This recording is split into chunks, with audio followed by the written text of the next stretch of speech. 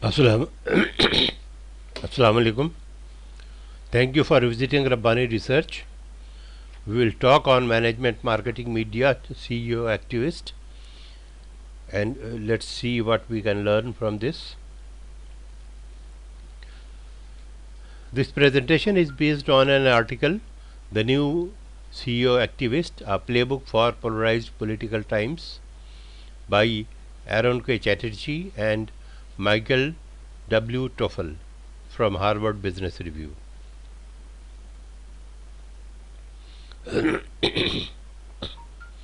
Corporations have long played an active role in the political process.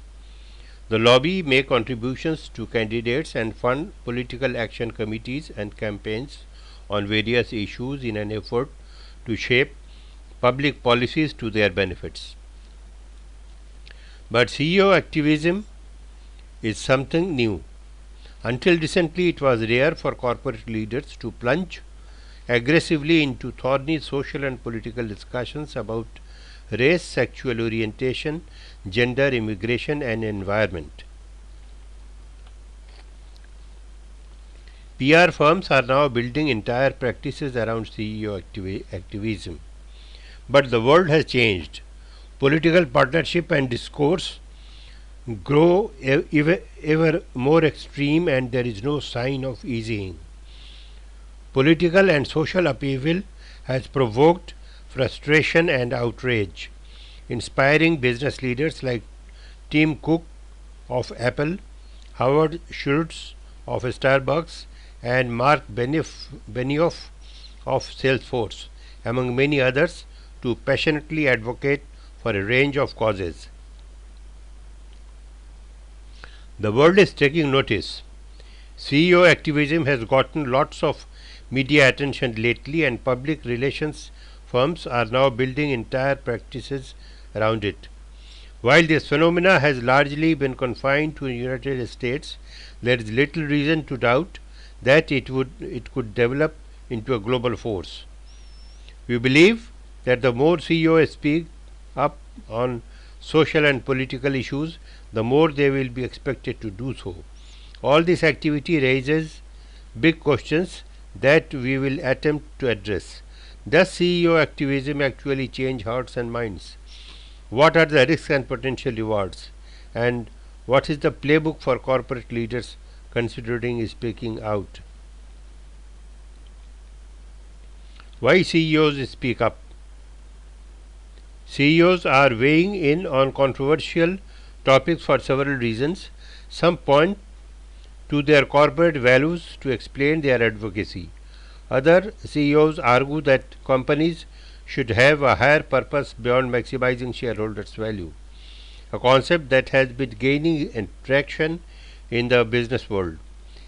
As Benioff told Time, today CEOs need to stand up not just for their shareholders, but their employees, their customers, their partners, their community, their environment, schools, everybody. Some leaders have commented that a greater sense of corporate purpose has become important to millennials, whether they be employees or customers.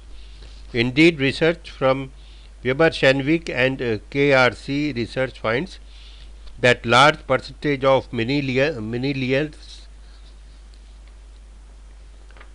believe that CEOs have a responsibility to speak out on political and social issues, and say that CEO activism is a factor in their purchasing decisions.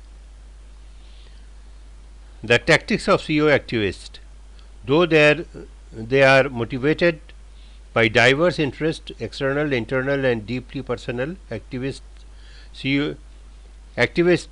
CEOs generally employ two types of tactics: raising awareness and leveraging economic power. Raising awareness.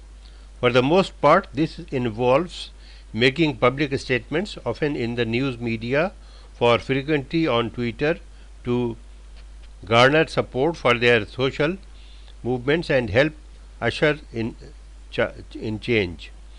In such statements, business leaders are communicating to stakeholders where they stand on a whole slate of issues that would not have been on the CEO's agenda a generation ago. In some cases, several CEOs have worked together to raise awareness. For example, days before the United Nations Climate Change Agreement negotiations took place in Paris in late 2015, the CEOs of 14 major food companies co-signed an open letter calling on government leaders to create a strong accord and would meaningfully address the reality of climate change. How CEOs respond. Traditional non-confrontational lobby behind the scenes contribute to the campaign. Collective action can have greater impact than acting alone. Take what happened with Trump's economic councils. Though Merck CEO Kenneth Frazier received a lot of praise when he resigned from the President's American Manufacturing Council in response to Trump's remarks blaming white supremacists and counter-protesters equally for the violence of Charlottesville, it was only after CEOs jumped ship en masse from that group and from Trump's Strategic and Policy Forum that the President disbanded both councils, a move that was widely viewed as a defeat for Trump. Leveraging economic power. Some of the more powerful cases of CEO activism have involved putting economic pressure on states to reject and overturn legislation. Companies and their leaders also wield economic power by donating to third-party groups that promote their favored causes.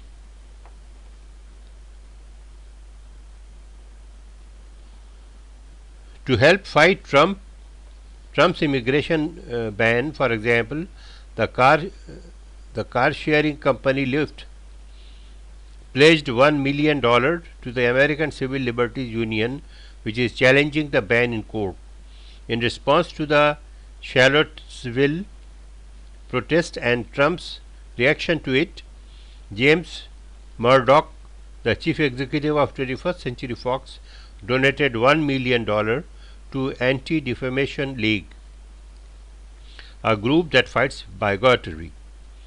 CEOs can indeed play an important role in shaping the public's view on political and social issues. Moreover, we find that when CEOs communicate a stance on such issues, it can spur like-minded consumers to purchase more of their products. The risks and potential rewards. In today's political charged atmosphere, mere affiliation with political leaders or causes can be risky. A few weeks into Trump's term, Under Armour CEO Kevin Plank faced criticism after referring to the president as a real asset for the country. In an interview, one of his star pitchmen, the Golden State Warriors played Stephen Curry, expressed his displeasure publicly. CEO activism has sometimes led to charges of hypocrisy. Activism can burnish a corporate leader's reputation. In the aftermath of the violence of Charlottesville, the CEOs who resigned from Trump's economic councils were widely praised. The applause for Merck Frazier, the first to step down, was particularly effusive. Mr. Frazier, thank you for your courageous stand, tweeted U.S. Representative Keith Ellison. The Anne Frank Center for Mutual Respect was even more emphatic, tweeting, "A hero, Ken Frazier." This controversy also highlighted the risk of silence, which may be viewed as a sign of tacit approval. The New York Times and CNBC published lists of which CEOs remained on the President's various economic councils, with CNBC noting that with each new resignation, those left on the council faced increased scrutiny. The CEO Activist Playbook. Smart CEO activists typically choose their issues, issues do not choose them. To avoid being blindsided by a new story of or awkwardly weighing in on a topic they now know little about, CEOs should sit down with their executive teams, including their chief communications officers, and decide what issues matter to them and why. This discussion should include reflection of why championing and the selected causes would have great social impact than championing for other causes.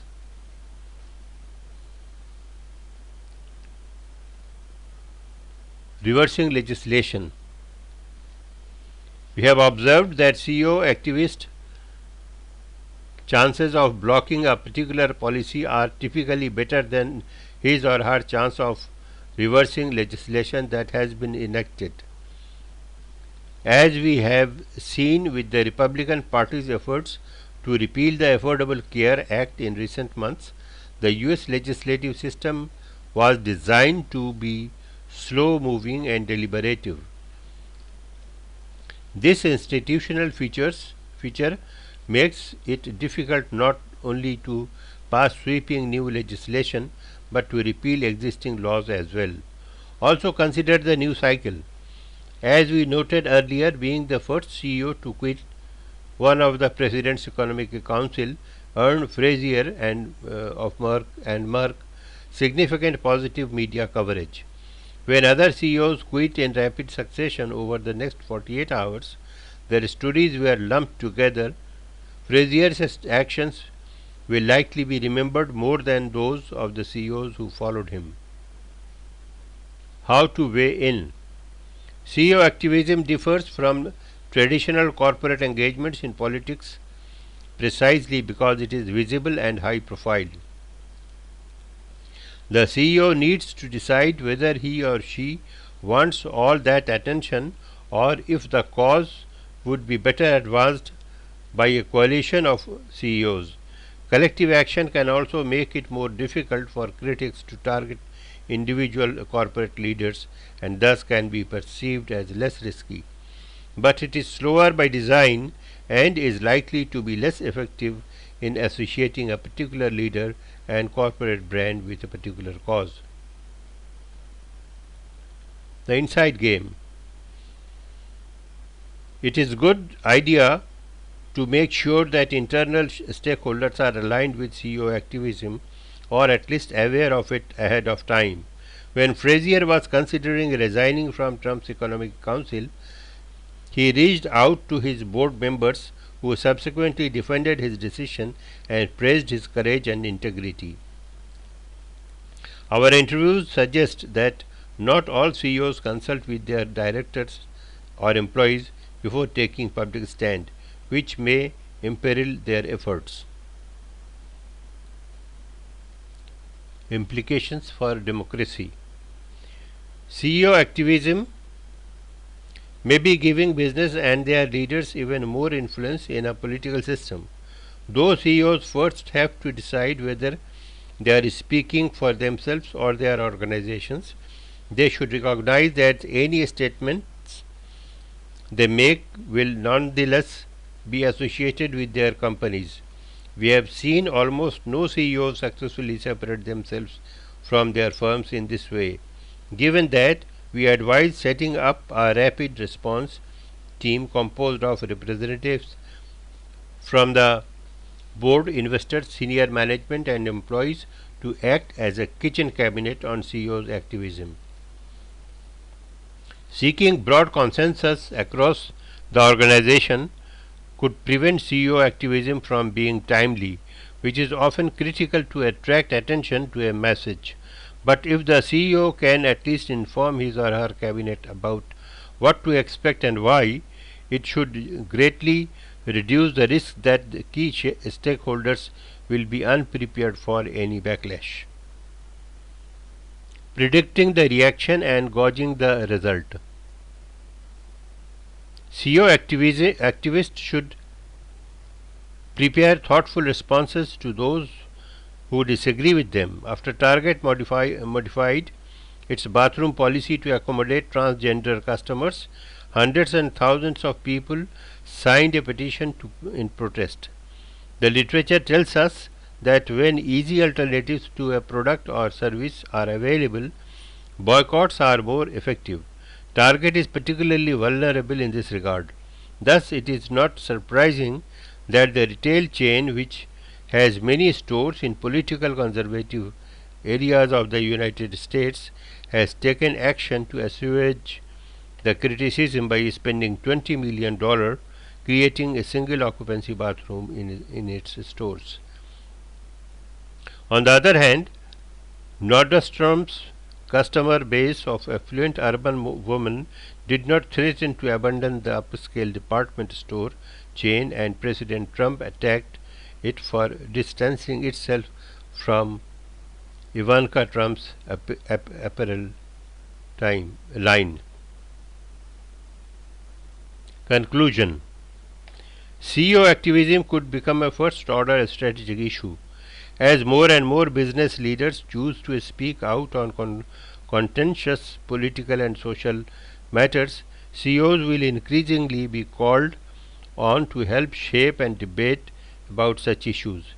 Many will decide to stay out of the fray, but they should still expect to be peppered with questions from employees and the media and other stakeholders about the hot button topics of the day.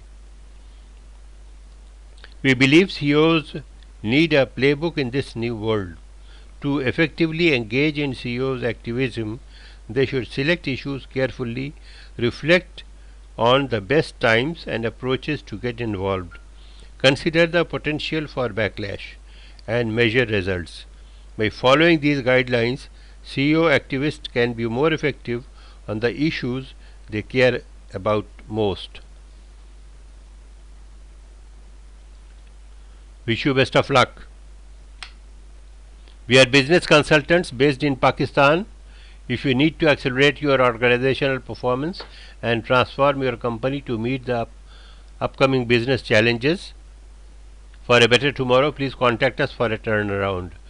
You can find us at rabbaniresearch.net. Trust Rabbani for quality competence. Thank you so much.